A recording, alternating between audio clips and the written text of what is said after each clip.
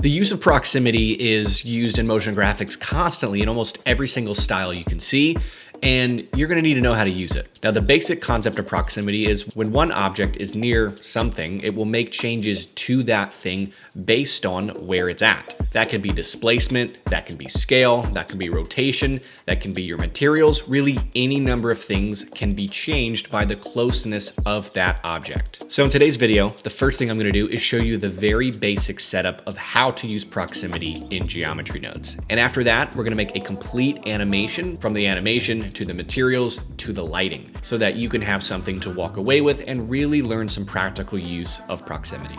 If you want some more examples of how to use this on my Patreon, I just released a tutorial where this sphere is going through this huge stack of discs and moving them around, and we're using proximity to create all of those effects. That tutorial is part of a 4-tutorial series totaling 101 minutes that will teach you how to use geometry nodes to have complete control over your animations, using things like the index node and the position node to be able to control all of the components to make really beautiful procedural animations. If you want to check that out amongst the many other tutorials that are on my Patreon, you can check that out in the description, and you can get 10% off if you subscribe annually. With that being said, let's get into this. All right, so let's learn the very basic concept of how to do this. So just in a blank document in Blender, I'm using 4.2. We're gonna go ahead and grab a plane and then hop into the geometry nodes workspace. So we'll go ahead and click new, and let's get a grid.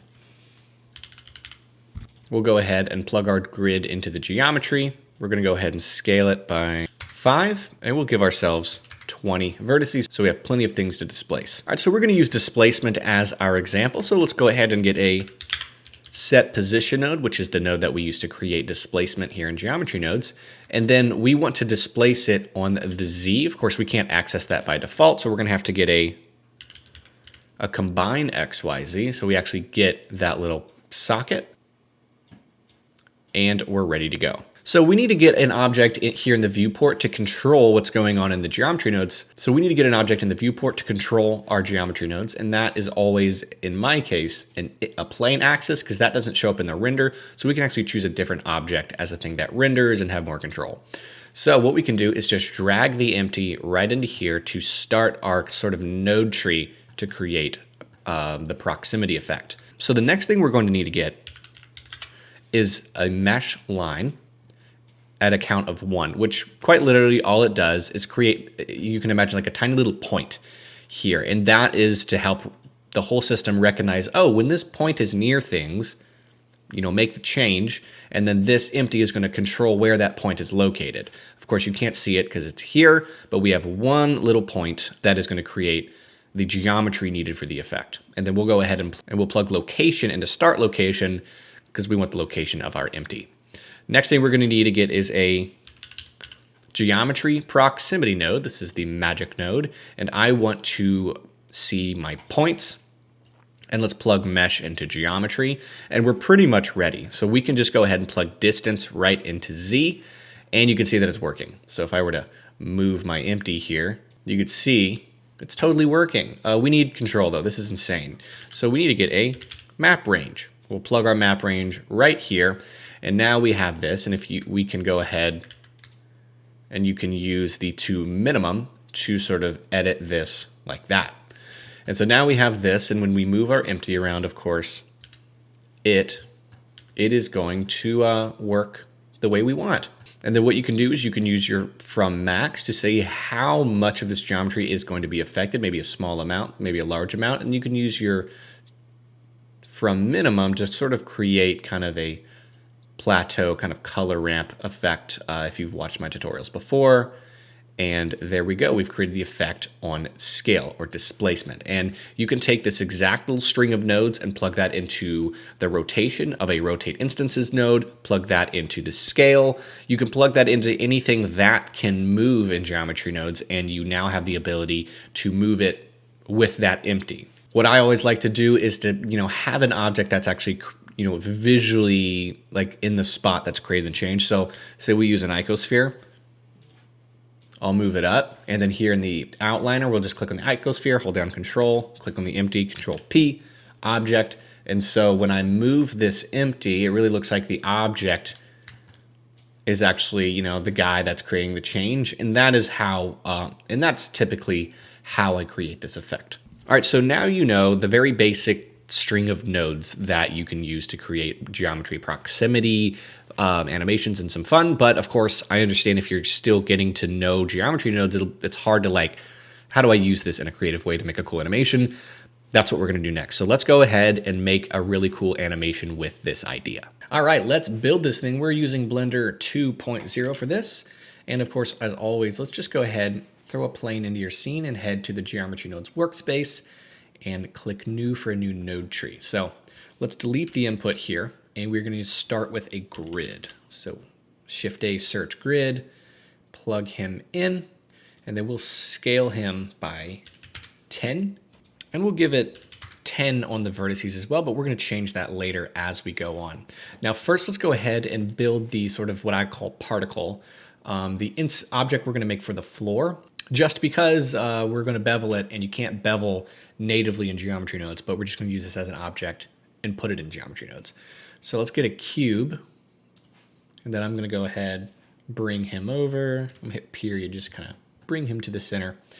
And then you can have your own creative control on this, kind of make it as thick as you want it to be. I'm going to hit Shift A, apply that scale, and I'm going to go into edit mode and select right here on the edge select. And then select each edge. I'm going to hold down Shift for all of them. And then we can use the bevel tool and just kind of bevel it in a little bit like that. And then we can go ahead and get a bevel modifier just to finish off everything we did. So there we go. Now we have a nice beveled particle. And then we're going to go back to our plane. Right here in the outliner, we'll just drag him in just so he's available. And then I'm going to go and get a mesh to points node. And we're going to plop it here. And then instead of instancing on the vertices, we're actually going to instance on the faces. So it's just going to slightly move them. Maybe this is a preference thing. I like it better, keeps things a little bit more controlled. And then I'm going to get in a instance on points node. And then now we have our object. So we'll plug geometry into instance. And then we're going to hit right here on the scale. We're going to click and drag and just scale them down until, they're as close as you want them to be. I like them right about here. So we're going to run with this. Now we have this guy. Let's go ahead and set up our proximity system. So of course, just like before, we're going to go ahead and get an empty. And then we're going to click back here and we'll drag the empty into the scene just like this and get in we're going to get a set position, and he's already going to know how to treat these instances, so we don't have to worry about it wobbling or distorting our geometry. So let's go ahead and start that string of nodes that we learned in the beginning of this video. So we're going to get our mesh line and then bring our count to 1 and plug location into start location right here. Then we can get our geometry proximity node, switch this over to points, mesh into geometry, and then of course we can plug distance into a combine XYZ because we do want access to the individual axes, and just plug that into offset and plug distance into the Z, and you can see, okay, perfect, it works. Of course, let's add some control by getting a map range, and then you can just bring your max to 0 and your minimum up. And that's going to fix it. And then you can go ahead and bring your max up as well. And then if you want, and now what I'm going to want is these 9 squares to be a flat platform for my sphere. And so you can play with your from minimum and just sort of increase that to be right when they touch. And so whenever we move our empty, it is going to have sort of a platform for that sphere, so he can kind of act right. And then you can change the strength of that gradient to be more of like a hill or more of an aggressive up and down. I like right about here in terms of behavior. This looks pretty good. And then now we're going to be ready. Now, since we're creating a loop, we do have to incorporate a little bit of loop theory into this, which is the sphere is going to start here, end here. The camera is going to be locked onto it. And so the environment needs to be the same here and here. And sort of the golden rule of looping is the beginning and the end have to be exactly the same. So we'll need to essentially tile this here and here. And the way we can kind of guarantee a perfect tiling is right here in the mesh to points. We can move him, get a join geometry, and then let's get a transform geometry. Right now we are making a duplicate of this little system. And so if I plug him into here and plug him into here, what happens is I can now move a brand new tiled grid. Now I kind of think I want it to go this way. So what is it, the X? And so what I'm going to do is bring it on the positive 10 on this side. And then I'm going to get another one, make sure it's plugged in. And in this case, we're going to do negative 10. And so whenever this empty moves from the positive 10 to the negative 10, everything's going to be affected the same. Hopefully that makes sense. If it didn't, don't worry, it's not the most important part of this tutorial. We really only did this to make sure it loops, but if you don't care, you can move on. But this will guarantee a seamless loop. So what we can do now is here on this empty, we can go ahead and animate it. Now this grid is scaled by 10, which means in real space here, he occupies a space of 5 by 5. So you always kind of cut it in half to remember things like that. So here on the empty, we can start on the 5 right here. I'm going to go ahead and give myself 120 frames. We can go back to frame 0, very important for looping, and then in our preferences we can double check that our animation interpolation is linear. So then we can go ahead, get a keyframe on the positive 5 and bring it to the negative 5, and we're now animating this. Of course, now we need an object on the top to make it look like it's, these cubes are going up to serve him. How are we gonna do that? Let's go ahead and just get a UV sphere, and then we can just, I'm gonna hit the tilde key and go to the front, bring it up, so he's just sitting up top. Perfect. So let's start him right when we're in the middle. Right here. So let's get him parented to our empty at this location. So sphere, hold down control, click on the empty, control P, and add to object. So now when things move, it looks like this sphere is sort of creating the proximity. But now we need to animate the sphere to be moving. If my memory serves me properly, the rotation does need to be going in a negative direction, but I think, let's go ahead and click a keyframe on the Y, go to the end. I think it needs to rotate 3 times.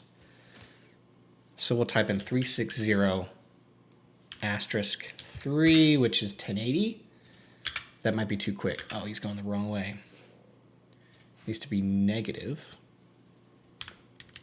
360 times 3, which is 3 rotations. And I don't know, that feels like a little too quick. So we'll just do negative 720. Oh, that's perfect. Okay, so now he's creating all that fun stuff. So now we have that. Let's go ahead, and all that's left to do in terms of animation is track our camera so that this animation loops. So get our camera, Control-Alt-0, snap that to view, and then I'm gonna go with a orthographic view. I'm gonna hit G and then bring our scale back like this. And then of course back in the outliner, we hit camera, control, click on the empty, control P, object. And then if we watch, this is seamless loop. So you can check out the timeline here. Once he restarts, you'll notice there's no jump cut. That means we have a perfectly seamless loop. Now, right up here in the corner, you can see there's the cube's end. So we're just going to take it a little bit further. I'm going to zoom my scene out just from my memory. I believe this made it look better. And then what you can do is just, looks like on the Y, fill it out here, and then the vertices on the Y, you can add more until it fits. I think this is what we need. And then we need to just kind of massage a little bit because they're touching, so we can just kind of do that. Perfect. So now we have this perfect grid and an object rotating through it. Awesome. So now we need to add materials and we need to add lighting, and we can call it a day. So let's click on the front. We go back to frame 0. So on this sphere, we need to do a little bit of face selecting. So hit edit mode, go to tab. Up here, we're going to go here to the X-ray view so we can just highlight these guys. So I'm going to go out of edit mode right now. Let's give it a new material and we'll pick a random blue. And then we need to get a new material. Click new. And then right here, click assign. So now if we go here to the material preview, you can see we have added, let's just go to the camera view. We have added this. Now that works. So what we can do now is just hit tab. We can go out of X-ray view, subdivide it, and just make sure he's smooth, and then you can shade smooth. So now we have this guy. Now what I want to do is here in the Geometry Nodes workspace, we need to add an attribute so that these cubes that are up actually have turn blue. So we need to do a capture attribute for that. So actually, sorry, a store named attribute. We want him to recognize the instances, and we'll just call it, blue. You can call this whatever you want, just something that you'll remember.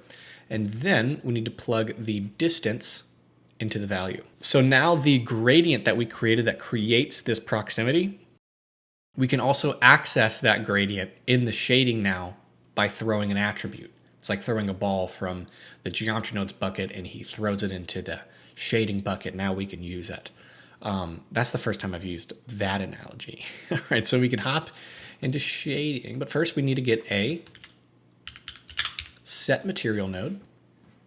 We'll click new, and then we know his name is 002, so we'll just grab material 002, head into shading, and then let's go ahead and create a mask with it. So let's go ahead and get a mix shader. Let's get a new principled, and if I click on the sphere and I grab slot number 1, I'm just going to hit Control C on this blue, Control V on that blue, so we can have that. We'll get an attribute node, type in blue, and we want it to recognize the instances, or that's what it's doing, so we have to use the instancer, and we can plug factor into factor. So what we can do now is get a color ramp, and then flip it. In my case, I'm going to need to flip it so the blue hangs out here. Now I have my color ramp here, but he's kind of limited. So in order to kind of add a little bit more control, we're going to get a map range because he is far less limited than the color ramp. And then we'll just do this, and then the from min. So play with your from max and your from min to get the effect that you're looking for. So something like this. So now the color activates, and then maybe make it a little bit more dramatic. Perfect. I like that. So play with your from min and from max to get this color amp to work right. If you need to invert the color, you can always from max to be 0 and to min to be 1. It'll invert that. So just in case it's not working for you, you can add full control there. What I want to do here on this sphere is on slot number 2, which is this white material. Let's make him a transmissive glass material with just a little bit of roughness. I always add just a little bit of roughness to make it look realistic. So now what we need to do is head into cycles to make this look as best as possible. You can use Eevee if you want, of course. I'm going to use cycles and then just turn on the scene world scene lights really quick. So first, I don't want like a solid ball. I'm going to go ahead in the modifiers and add in a solidify, and that's going to make, I'm going to thicken it a little bit, and that's going to give it a slightly more glass ball look, and that's what I want here. So now all we need to do is light. So we'll head back into layout for our lighting. So first thing we're going to do is get an HDRI. Now I like to use HDRIs from Polyhaven. So if you happen to have the Polyhaven asset browser, You can use the modern bathroom HDRI or use any HDRI you want to use in your scene. So we're going to do that. I'm just going to go ahead and give myself a floor. Here in my main settings, I'm going to bring my exposure down, and then let's go ahead and get an area light. So we'll bring an area light, hit G, and just kind of move him around until he's kind of high enough. This is always the most annoying part for me. I'm going to hit R twice to point him, and in the light settings, we're going to switch him to a disk, and then we're going to scale it up. All right, so now we'll give myself a power of like 2000. Bring your spread in a little bit. I'm going to bring my spread all the way in just to make sure he's pointing right, and then you can widen that spread a little bit to get a really nice scene. And then I'm going to say 1500 on the brightness might look the best. And then of course this area light right here also needs to be parented to the empty. So of course click on the area, hold down Control, and then Control P. I forgot to make these guys subsurface, and we'll be done with the tutorial. Of course, you can just finish now if you don't care for it to be subsurface, but I'm gonna head back into shading. This blue guy right here in the subsurface category, bring your weight up, give them all a value of 1, and then we're gonna go here to the real lights here, and then bring your scale up till you like the amount of light penetration happening here. And then this sphere here can also be subsurface as well. We can kind of bring in. All right, so we are ready to be done. I'm going to go ahead and lower the brightness of my area light. Don't want it to be clipping quite as much. There we go. Just with a little bit of massaging, we now have a nice looking scene. So we're done. Let's go ahead. Let me show you the render settings and we can call it a day. I always render out a PNG sequence again. So you can go here to your printer icon, select PNG, select a folder to render it out. My render settings are 1920 by 1080, and I recommend 200 samples and also denoise it. And then you go to render animation. So there you go. Hopefully this taught you how to use proximity in geometry nodes. I use it all the time when making motion graphics. Having reactive things tends to be something that comes up a lot with product animation and client work. So it's definitely important to know how to do this. With that being said, I hope you learned some stuff. Again, if you want to check out those bonus tutorials on Patreon, those are available, and you can get 10% off if you subscribe annually. You can check that out linked below, and I'll see you guys in the next one.